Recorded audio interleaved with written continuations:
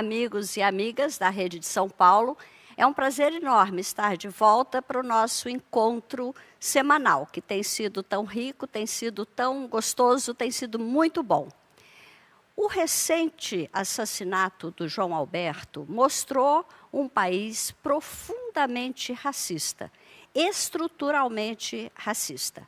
O fato em si foi chocante, mas eu acho que ter acontecido na véspera do Dia da Consciência Negra e em meio a uma pandemia que escancarou a desigualdade étnico-racial no nosso país, talvez tenha contribuído para dar aquela chacoalhada que o país talvez estivesse precisando.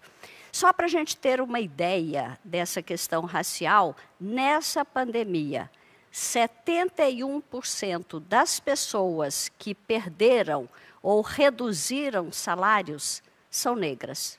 Isso não é coincidência, não é?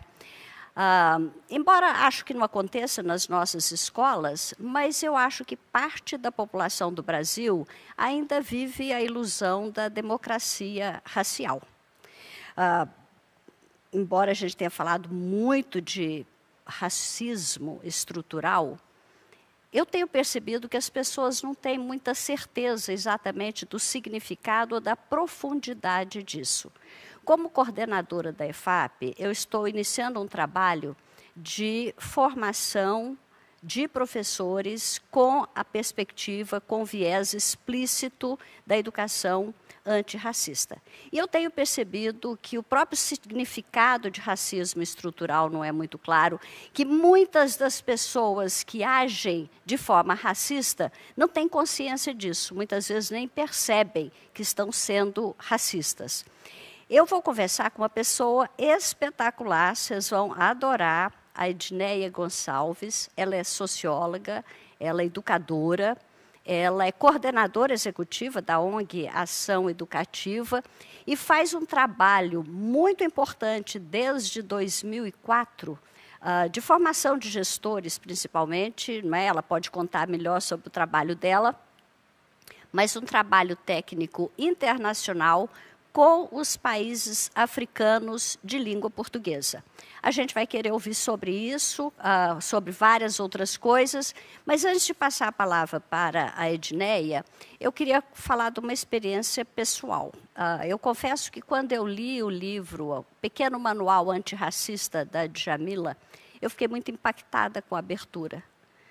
Não sei se eu vou lembrar exatamente o que ela disse, mas a ideia era o seguinte, ela começa falando, olha, quando eu era criança, me disseram que o povo negro era escravo e ponto, como se eles não tivessem uma história anterior ao tempo da escravidão. Me disseram também que a população negra é passiva e que aceitou sem resistência a escravidão. E aí ela faz uma consideração essencial, eu acho, para esse debate que nós vamos ter hoje. Ela disse, a população negra foi escravizada, não escrava. A palavra escrava dá a conotação de que é uma condição natural. A palavra escravizada mostra que houve alguém forçando, outra pessoa forçou e escravizou a pessoa. Eu acho que é esse tipo de nuance que a gente tem que começar a entender com mais clareza nas nossas escolas. A Edneia é a pessoa certa, vocês têm sido muito participantes sempre, eu tenho certeza que vão surgir muitas perguntas. Agora, a gente tem tanto assunto que eu queria, até para tentar organizar, meio que dividir essa conversa. É lógico que as perguntas que surgirem vão direcionando muito do rumo da nossa conversa, mas eu queria que a primeira coisa que a Edneia fizesse seria uma análise, né, do que é racismo estrutural, o que é racismo institucional, existe racismo individual, e como é que ele se manifesta na escola, não é? A gente vai querer depois saber como é que isso afeta a escola, a relação da educação antirracista com o projeto político-pedagógico, mas eu vou fazer outras perguntas na medida do que for. Eu vou chamar agora, com muito prazer, a nossa convidada de hoje, a Edneia Gonçalves, pedindo a Edneia que, se possível, comece por esse primeiro viés aí de o que é, de fato, esse racismo estrutural do qual a gente tem falado tanto. Muito obrigada por ter aceito o convite e a palavra é sua. Muito obrigada pelo convite. Antes de entrar, nós estávamos conversando e eu falando que a escola pública, é o meu território, é a minha casa, né? Eu fui aluna de escola pública, eu fui gestora de escola pública, fui professora, então eu estou em casa e muito feliz com esse convite, né? Mas já vamos começar a partir da provocação, né? O que é racismo, primeiro? Porque tem um caminho, né? Racismo é uma visão de hierarquia entre povos, entre pessoas, entre grupos. É quando eu coloco um grupo como grupo de referência, como grupo que é detentor do ideal de humanidade, e o outro grupo eu coloco um patamar abaixo. Então, quando eu construo uma hierarquia, colocando, por exemplo, o branco, o homem europeu, principalmente, como um patamar de ideal, o homem ideal, a humanidade ideal, e eu coloco o povo negro como um abaixo, como aquele que precisa se colocar num lugar de subalternidade, eu tenho o ambiente, eu tenho o conceito do racismo em prática. Então, é assim, um está aqui, o outro está aqui, isso é racismo. A partir do momento em que eu começo a construir outras relações a partir dessa hierarquia, de pensar, por exemplo, um é mais inteligente, o outro é menos. Esse aqui tem mais possibilidades de lidar com a gestão, esse aqui menos. Essas construções pré-conceituosas, essas decisões que eu vou tomando aqui na minha cabeça, sem comprovação científica, ela vai construindo o ambiente da discriminação racial. A discriminação é quando eu coloco o pré-conceito baseado no racismo em ação. Quando eu falo, um rapaz jovem, preto, de boné, é suspeito. Essa ação, ela é discriminatória. Então, é esse ambiente que tece o lugar do racismo estrutural, que faz com que a gente defina lugares sociais específicos para negros e brancos na nossa sociedade. Enquanto a gente continuar achando, por exemplo, quando você entra numa escola, que o diretor, a diretora, que estará lá naquela sala escrito direção, é uma pessoa branca, eu estou colocando o racismo que estrutura as minhas decisões, a minha visão de mundo em movimento. Quando a gente pensa em racismo estrutural no Brasil, a gente tem que pensar que o Brasil foi o último país das Américas a abolir a escravização dos negros.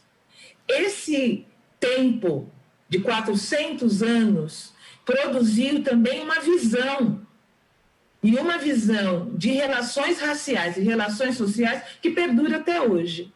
Por exemplo, quando a gente pensa no que aconteceu em Porto Alegre, o que mais me chamou a atenção naquela situação eram as pessoas no entorno.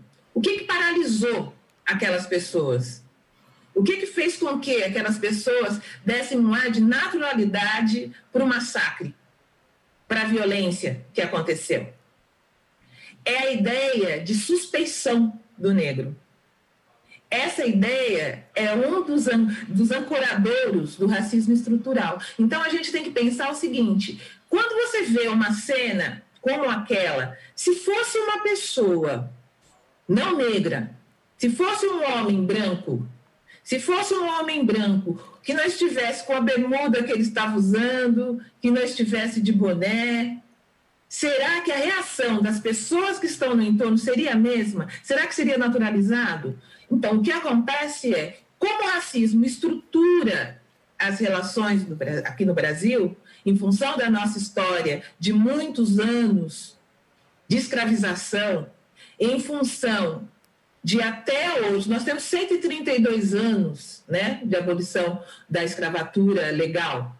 é um tempo em que a resistência negra ainda não foi absorvida como um ambiente conceitual de construção de conhecimentos válidos. Ainda nós baseamos o que é interessante, o mais importante, o que qualifica o discurso educacional, por exemplo, uma leitura que não vem do movimento social negro. E o movimento social negro tem construído uma forma de narrar a história do Brasil muito interessante, muito mais próxima da realidade. Então, quando a Djamila ela fala que a resistência negra não foi aprendida na escola, é real. Quando nós contamos a história dos africanos que vieram para o Brasil escravizados, esses africanos, eles participavam de uma sociedade estruturada, uma sociedade que tinha reinos, e nós não estudamos isso. É muito focada a nossa história naquele momento em que o tráfico atlântico inicia e o final do processo de escravização dos afro-brasileiros. O que acontece na África após a chegada, antes da saída, ainda não está no nosso vocabulário, não está nas nossas construções e na nossa análise de mundo. Por quê? Porque ainda persiste essa visão hierarquizada da cultura, da qualidade da cultura, essa ideia de que existe uma cultura que é mais qualificada do que a outra. Pensar que, por exemplo, os conhecimentos que vêm da Europa, dos Estados Unidos, são mais complexos do que os conhecimentos produzidos no continente africano. Então, andar pelo continente me fez conhecer muita coisa, muita gente e muitas possibilidades de pensar a ciência, a economia, o desenvolvimento, a literatura. Esses conhecimentos é que eu acho que nós precisamos articular com o que foi construído aqui no Brasil. Porque os conhecimentos que chegaram no Brasil com os africanos eram conhecimentos que contribuíram na arquitetura, contribuíram na engenharia, contribuíram na economia. Então, nós precisamos também nos apropriar desses conhecimentos para romper o ciclo do racismo estrutural. Quando esse racismo ele se manifesta nas instituições, aí a gente está falando do racismo institucional. Como é que ele acontece, por exemplo, na educação?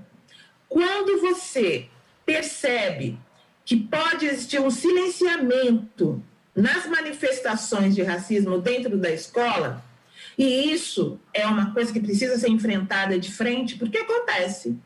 Quando você vai fazer uma festa, por exemplo, e você não consegue colocar a cultura negra, as pessoas negras como protagonistas, como aquele que vai dar o tom do que vai acontecer, aquele que anuncia a novidade, o conhecimento, você está hierarquizando. E quando isso permanece, a gente está permanecendo num estado de preconceito, racismo e discriminação. Quando a escola identifica uma manifestação de racismo dentro da sala de aula, entre profissionais, entre a escola e a família, e ela não tem protocolos, ela não tem procedimentos acordados para a reação, ela está contribuindo com o racismo institucional. E uma das formas mais fortes de permanência, você citou logo no começo, é o mito da democracia racial. Quando nós dizemos não existe racismo, somos todos iguais, não preciso mexer nisso, eu estou contribuindo para o silenciamento e para a produção de sofrimento psíquico daquele que sofre o racismo, porque você deslegitima o sofrimento, a dor e a permanência das desigualdades. Então, a primeira coisa que a gente tem que pensar é que, se o racismo estrutura as relações sociais no Brasil em função da identificação de lugares sociais para pessoas, para grupos, a partir da sua raça, da sua etnia, nós precisamos desconstruir o racismo estrutural a partir de uma educação assumidamente antirracista. Então, a base da educação antirracista, a gente pode até conversar mais sobre isso, é essa desnaturalização de espaços hierárquicos, essa desnaturalização de lugares sociais determinados pela raça das pessoas. É isso. Olha, Edneia, fantástico. Eu acho que está muito claro, né, essa questão toda estrutural, institucional. Mas, como eu disse, esse programa já começou com 1.100 pessoas, tá? E eles são muito participativos. Então, eu vou ler para você alguns comentários que já chegaram aqui, para vocês se situando, né? Alguns são perguntas, alguns são elogios, alguns são comentários, mas só para você ter ideia, é a primeira vez que você veio aqui, né? O professor Frederico está nos dizendo que ótima apresentação. Cadê? Peraí. Cadê aqui? Tá. Aqui. A professora Mônica está dizendo, ótima iniciativa essa formação aos professores. O professor José Aneda está dizendo que, infelizmente, sim, há racismo no Brasil. A professora Roseli está dizendo, excelente assunto. Professor José Anedo, difícil de aceitar, mas é verdade. A professora Maria Eres, nem sempre tem o nome inteiro, né?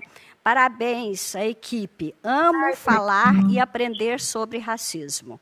Professor Flávio, nós professores temos muito trabalho pela frente para conscientizar que o racismo existe e que precisa combater.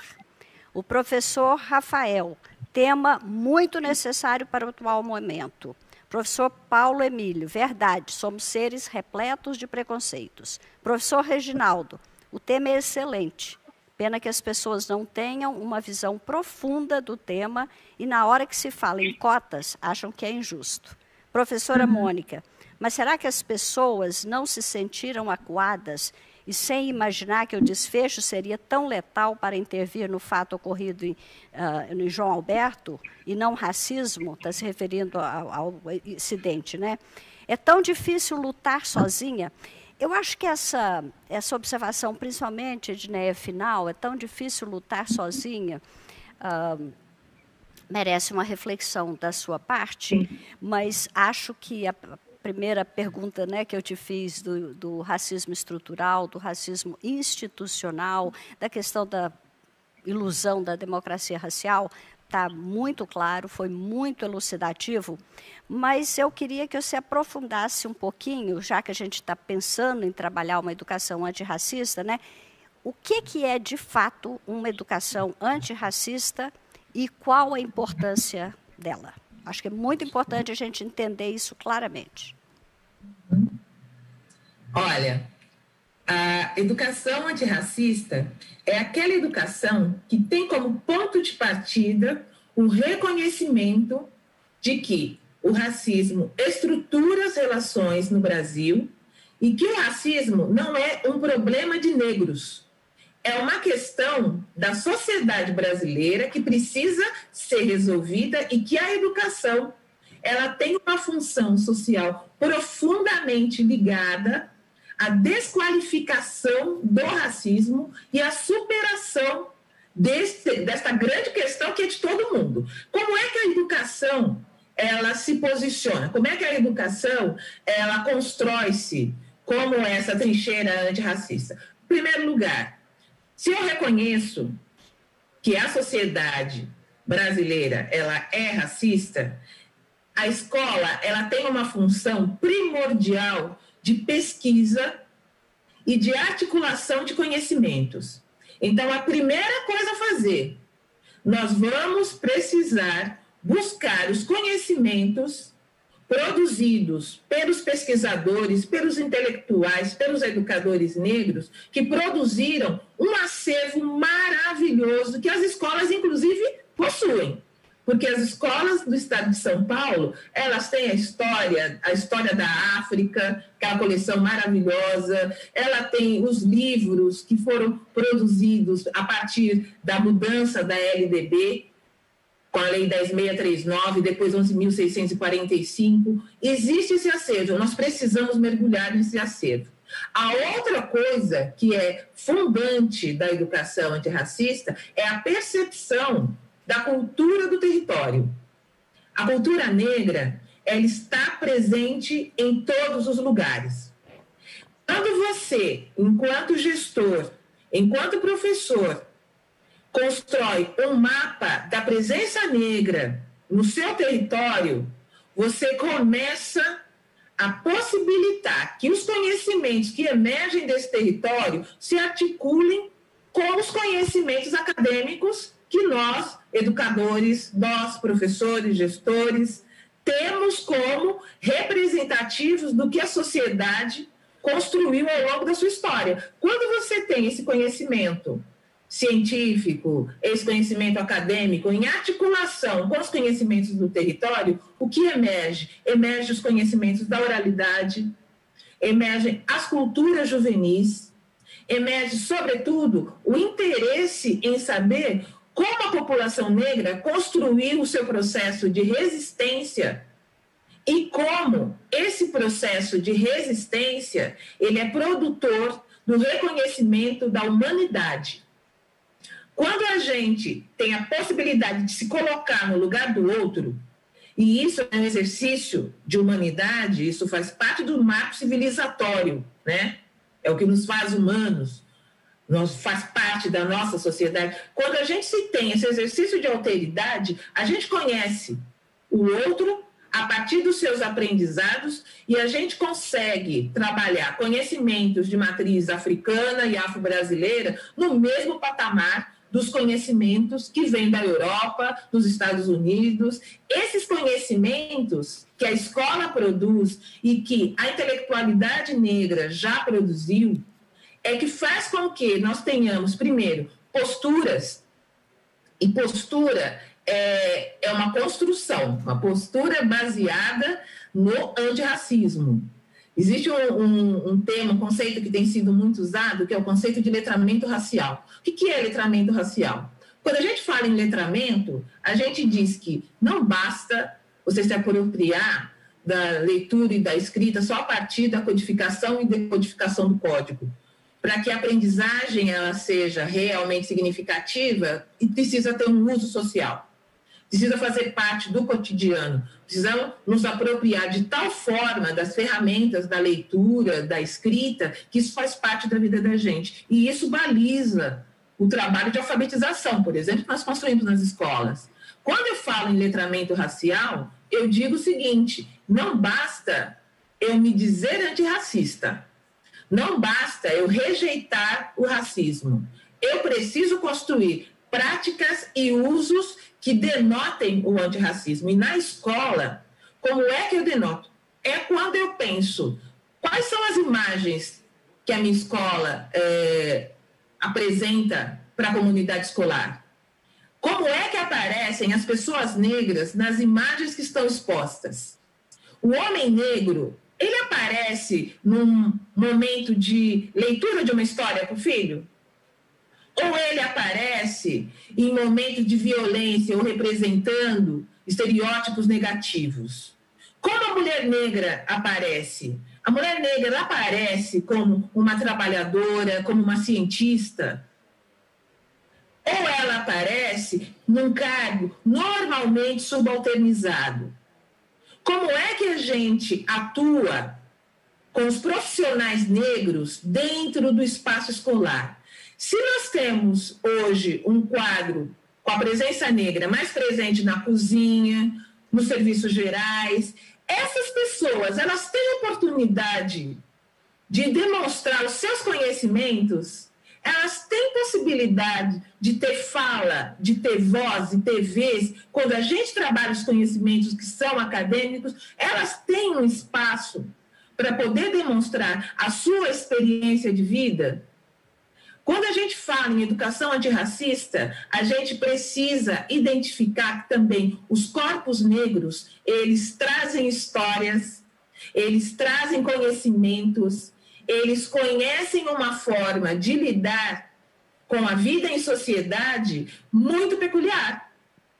Porque é muito difícil você construir uma trajetória sabendo que você pode sofrer hostilidade pela sua aparência.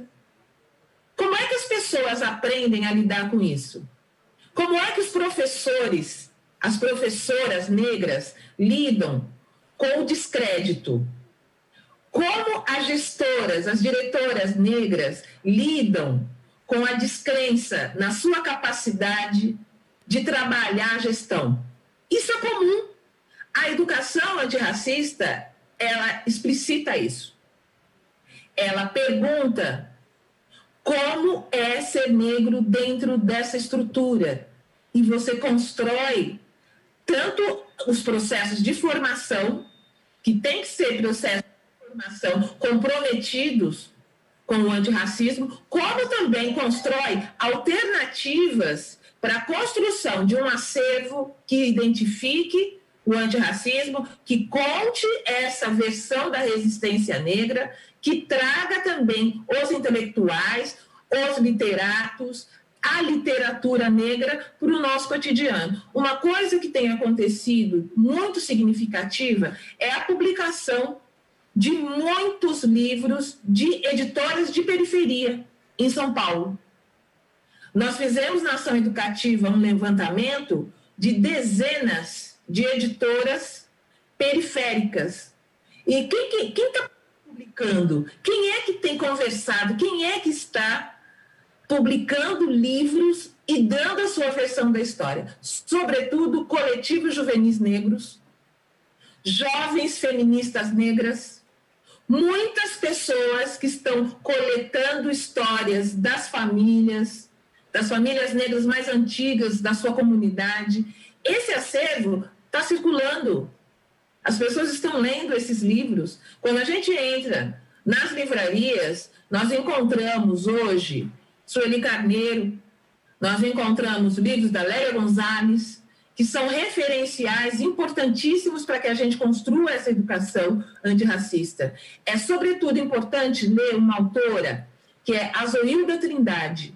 Ela faleceu há uns 3 anos, mas ela foi, para minha formação como educadora negra, essencial, porque ela trabalha valores civilizatórios afro-brasileiros para a educação. Naquela coleção, A Cor da Cultura, ela coordenou essa coleção.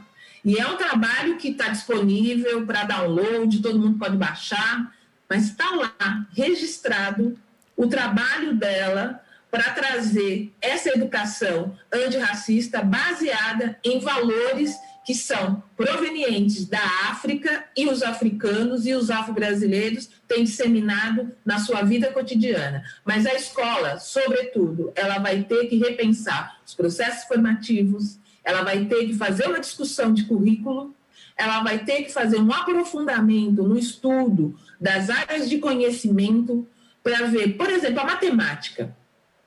O que tem de africano, de afro-brasileiro na matemática? Será que a gente está estudando etnomatemática? Será que a gente percebeu o potencial dos jogos africanos? Será que quando a gente pensa na filosofia, nós estamos trabalhando os filósofos africanos? Nós estamos lendo aquele Mbembe, que está publicando um monte de coisas super interessantes?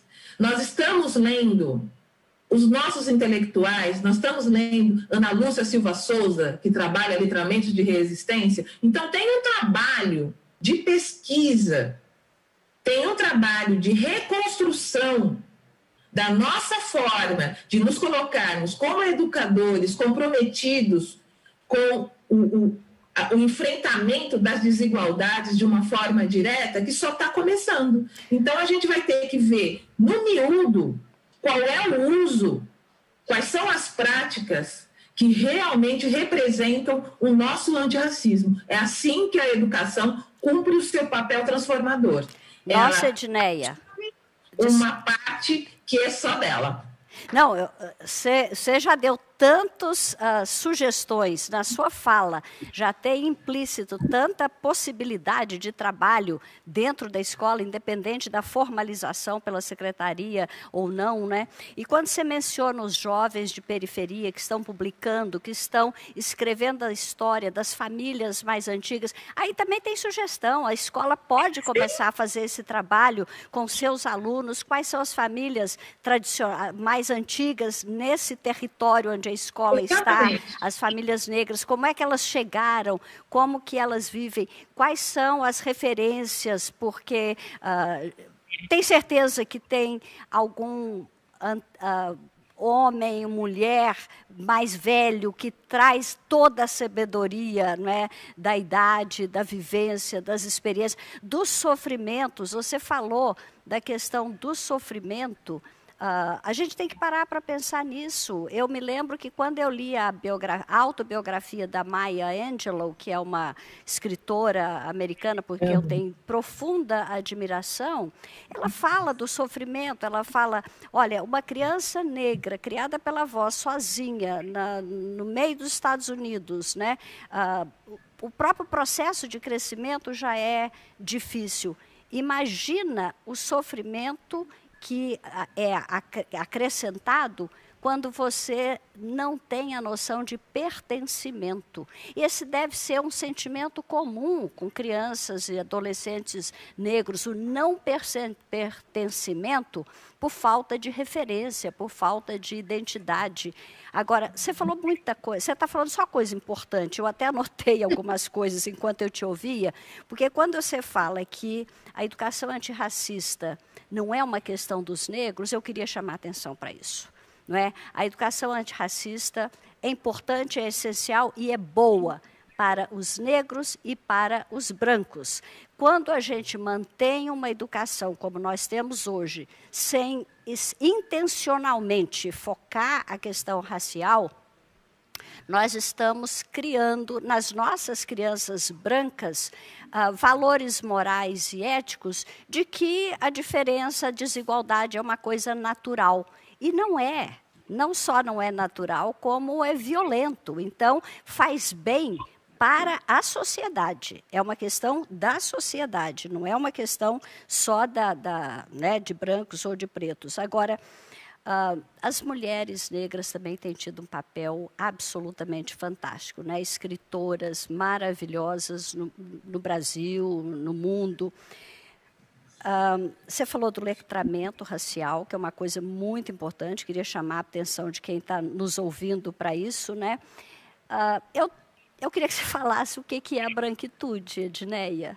O que é a branquitude? Olha, curto e grosso, o que é a branquitude? A branquitude é o ato de você colocar o ser humano branco como referencial de humanidade. É isso. É quando você trata o ser humano é branco e existem os outros. Isso é branquitude. É quando você coloca como ideal todos os sinais que te distanciam, primeiro, do que é diferente de ser branco, e você coloca o branco como ideal do ser humano. E aí, o que acontece? Como é que a branquitude ela funciona no cotidiano? Quando a gente pensa, hoje, por exemplo, você está me vendo aqui com meu cabelo crespo, meu cabelo natural. Se a gente for pegar a história da estética brasileira, há uns anos atrás, há algumas décadas, era impensável eu falar para milhares de profissionais com esse cabelo. Eu teria que alisar o meu cabelo. Eu teria que tentar me aproximar ao máximo do padrão estético e teria que me aproximar também dos conceitos que embasam essa humanidade exclusiva branca. Então, quando a gente fala em branquitude, mas o que vocês estão falando? Que história é essa de branquitude? É o referencial. É quando você abandona a ideia, que eu acho que é a ideia mais importante das relações raciais, a ideia de equidade, de valorização das diferenças culturais, das diferenças a partir do reconhecimento da igualdade civil. Todos nós somos seres humanos, todos nós somos iguais, enquanto humanidade. Agora, existem diferenças que, ao invés de nós tentarmos fazer com que elas desapareçam, nós precisamos potencializar a capacidade de articulação, integração e, sobretudo, de reconhecimento de aprendizados de ciência e cultura e qualidade no que o outro possui como seu aprendizado, principalmente os negros, seus conhecimentos ancestrais. Então, quando a gente fala em branquitude, nós estamos falando dessa ideia de que existe um padrão que precisa ser alcançado. Esse padrão, ele é estético, ele é ético, ele é político. E quando a gente rompe com essa branquitude e valorizamos a equidade, a valorização dessas diferenças, para que nós todos possamos avançar enquanto humanidade, nós encontramos também a possibilidade de descoberta, e é uma descoberta que vem no impulso de outras formas, outras visões de mundo.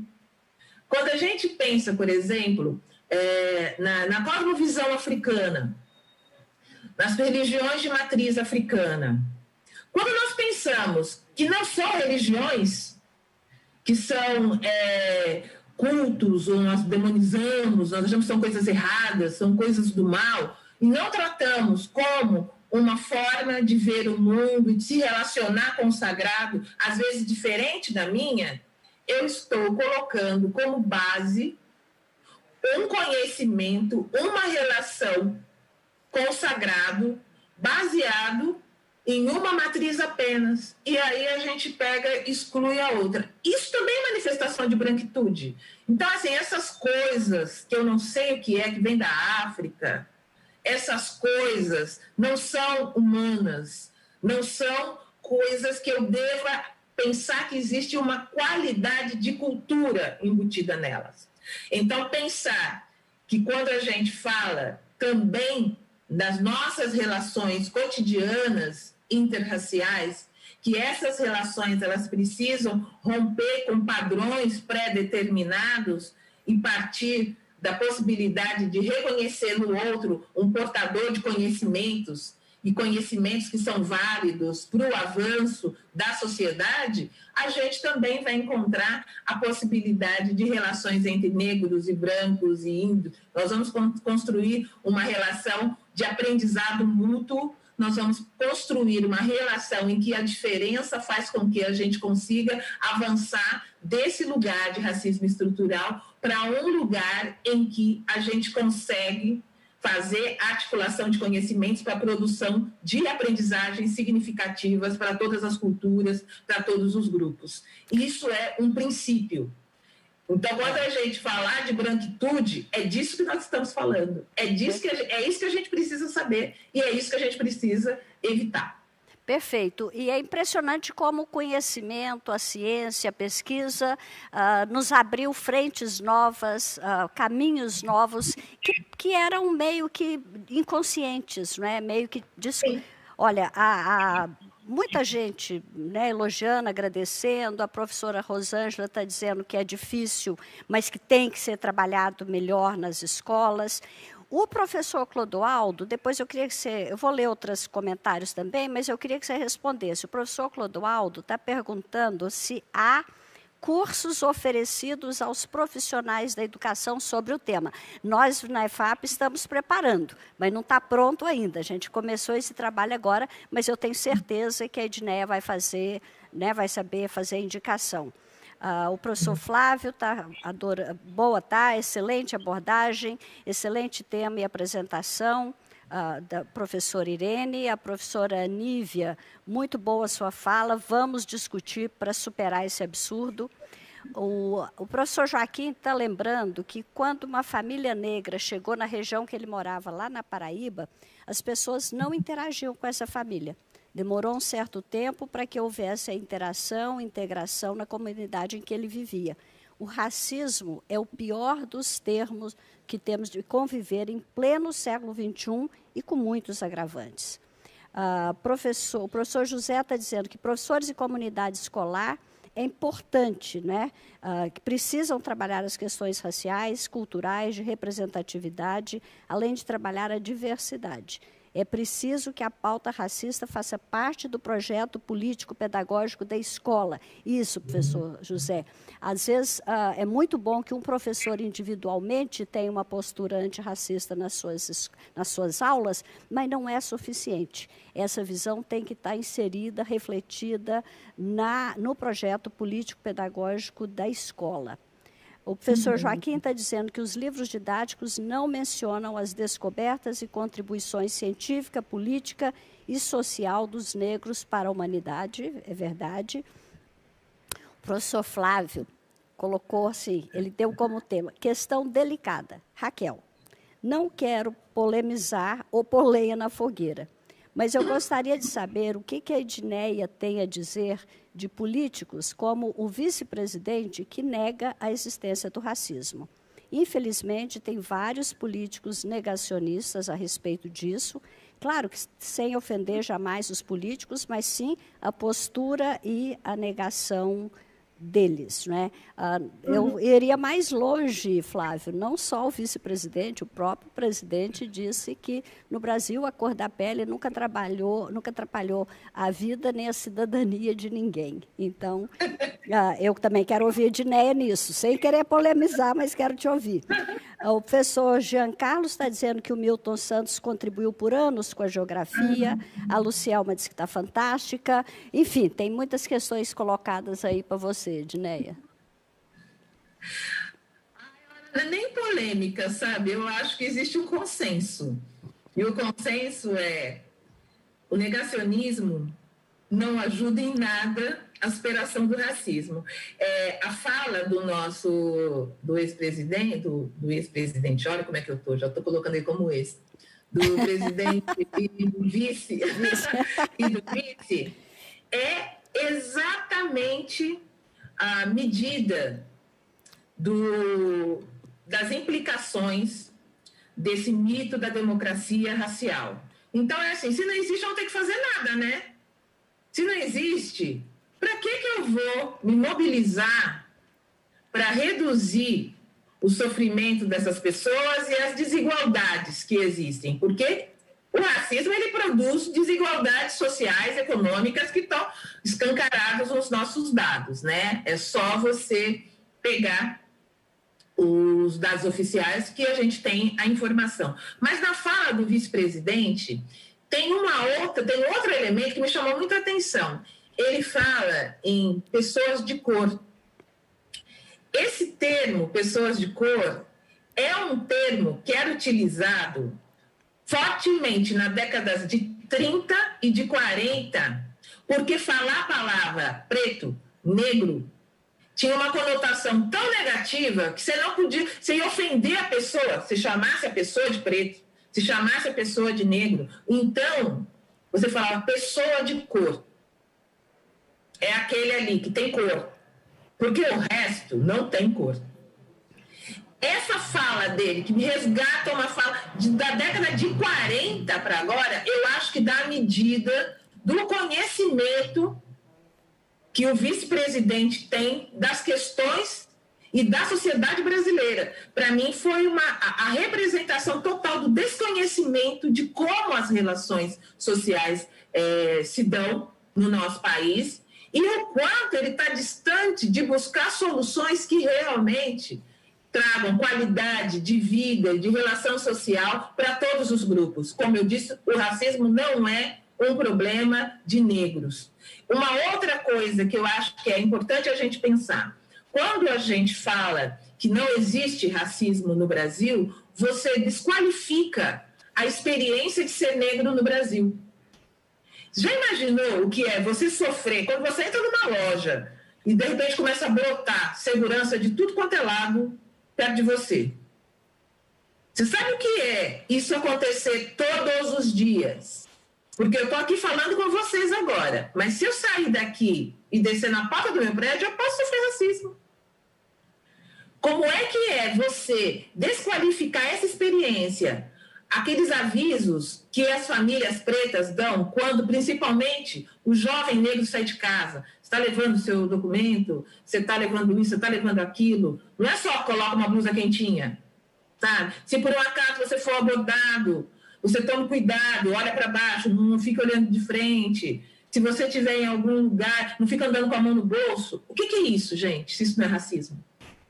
Então, você desqualificar essa experiência, dizer que ela não existe, que é uma fantasia coletiva de quem nasce negro, é você reafirmar o Brasil como esse país que sempre defendeu a permanência da desigualdade racial e que não superou o que no século XVIII, no século XIX, já estava sendo questionado no resto do mundo. Então, a gente precisa pensar que essa fala do vice-presidente e do presidente é o motor para continuar resistindo, para que a gente possa realmente construir um espaço, um ambiente social favorável para que todas as pessoas possam realizar suas potencialidades. Olha, perfeito, Edneia. A Marinês está dizendo parabéns, Raquel e Edneia, pelo tema. Professora Clélia, precisamos falar mais sobre isso, muito bom, parabéns. A professora Madalena está mandando um recado para você. Parabéns, Edneia, tema necessário e você é maravilhosa. A minha xará, professora Raquel, está dizendo aquilo que você falou, até o nosso vocabulário tem racismo, isso foi passado de geração a geração, você falou das pessoas de cor, mas várias outras expressões que a gente usa. Aliás, o SESC, Senai, publicou uma lista, um dicionário antirracista, claro que você deve conhecer, estou recomendando aqui para os professores, muito interessante, que vai de criado mudo a coisas que a gente nem pensava, que tinha essa conotação racista. Isso é muito importante. Isso é o tipo do trabalho bom, importante para a escola fazer. É um trabalho que pode ser feito dentro da escola.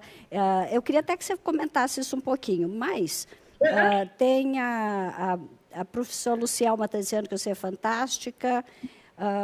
Eu acho que eu queria que você comentasse um pouquinho essa questão de vocabulário e de atividades que a gente poderia fazer dentro da escola, independente de qualquer coisa.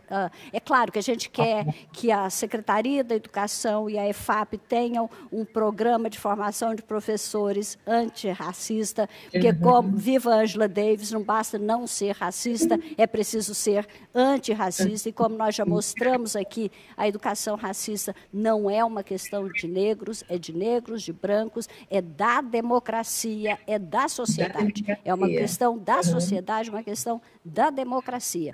Mas eu fiquei curiosa, eu lembrei do criado mudo, por não sei por que razão, você deve ter, claro, um acervo e um repertório infinitamente maior que o meu. O que a gente podia fazer nas aulas? Olha, tem um trabalho, primeiro, de policiamento pessoal. Porque, como o racismo é estrutural, ele também está impregnado na linguagem. Quando a gente fala denegrir, o que é denegrir? Se denegrir tem essa conotação negativa, falar mal de alguém, é torná-lo negro. Isso que é denegrir. E torná-lo negro é visto como rebaixá-lo. Então, essa palavra tem que ser abolida.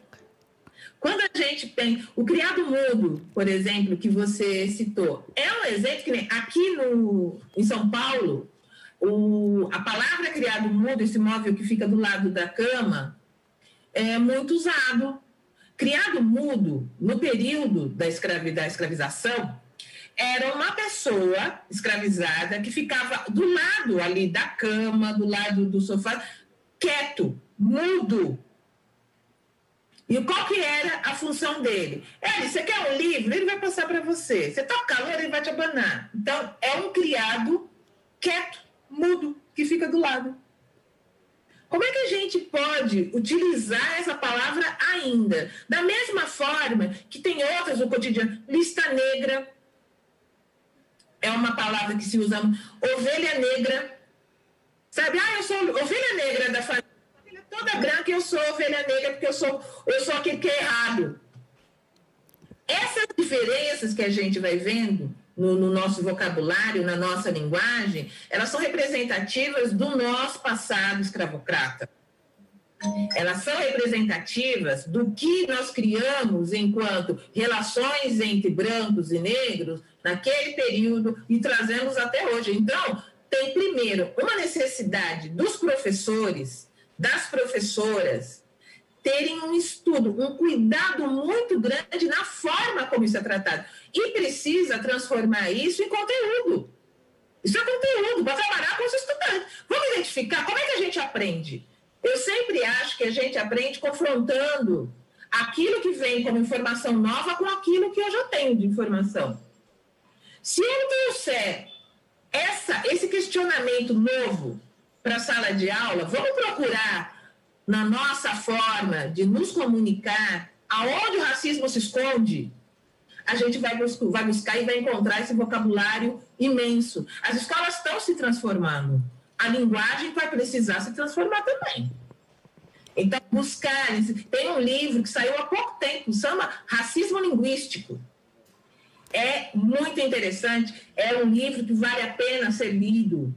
Tem a coleção que a Djamila lançou, Os Feminismos Plurais, que fala de racismo recreativo, por exemplo. O que é racismo recreativo? São as piadas que a gente não acha graça. As piadas que normalmente animalizam, aquelas piadas que colocam o negro como subalterno o tempo inteiro. Isso é racismo recreativo. A gente fala, não, mas isso, piada é piada. Não, não é. Tem piada racista. Se a piada é racista, ela não pode ser piada. Ela tem uma consequência. Ela trabalha de novo com aquela questão que eu falei de você colocar o negro em um lugar social de subalternidade. Então, é muita desconstrução que precisa, mas tem muitas possibilidades hoje da gente encontrar publicações, nós encontrarmos pessoas produzindo. Eu sempre recomendo um livro que é de uma pesquisadora que eu amo, uma grande amiga, que é a Ana Lúcia Silva Souza, professora da UFBA, que chama Letramentos de Resistência. Esse livro, inclusive, deve estar circulando nas escolas, porque se não estiver circulando nas escolas, está circulando nas comunidades, porque ela fala dos aprendizados dos jovens negros a partir do hip-hop. E os grupos com que ela trabalhou disseminaram esse livro. Eu encontrei em várias comunidades o livro da Ana Lu. Edneia, eu estou adorando te ouvir, os participantes, os mais de 1.500 participantes, então, já estamos aí, estão adorando te ouvir, mas o tempo acabou, praticamente. Mas eu quero só ler um recadinho, a Dinalda está dizendo, Edneia, você é demais, gratidão, assunto muito importante. A professora Vera Lúcia, Edneia, estamos na Escola Ademar, acompanhando atentamente. O professor Reginaldo complementa algumas coisas que você disse, né? Existem superstições, por exemplo, que diz que o grilo preto dá azar, mas o verde dá sorte. O gato preto dá azar, o patinho feio, que depois se tornou o lindo cisne branco, tudo é estigmatizado até nos animais. 1 minuto para a sua despedida, Edneia, com meu agradecimento profundo por essa lição de sabedoria, de conhecimento, de tudo que você nos deu hoje. Ai, gente, olha, eu vou agradecer muito esse convite, foi uma delícia, mas eu quero fazer um agradecimento especial para a Escola Ademar Antônio Prado, aonde eu estudei, aonde a minha mãe foi a primeira servente e onde a minha irmã, Vera Lúcia, é a diretora hoje. Então, eu queria mandar um beijo enorme para a comunidade escolar do Ademar Antônio Prado, porque foi lá que eu aprendi a resistir, e é nessa escola para onde eu retorno quando eu penso que a educação realmente está fazendo um trabalho maravilhoso. Vocês estão de parabéns. Raquel, obrigada pelo convite. Eu tenho certeza que existem muitas outras escolas Adhemar Antônio Prado nessa rede, fazendo um trabalho essencial na desconstrução do racismo estrutural. Um beijo para vocês. Obrigada, gente. Obrigada, Edneia. Você é referência para muitos, e isso é muito importante, não é? São essas referências, esses símbolos que a gente precisa. Muito obrigada a todos. A gente realmente já extrapolou o tempo. Obrigada de coração. E não dá para recuar, não é? Esse letramento de resistência, como já foi dito, eu repito, não é uma questão só dos negros, é uma questão da sociedade, é uma questão da democracia. Um beijo no coração de todos. Beijo.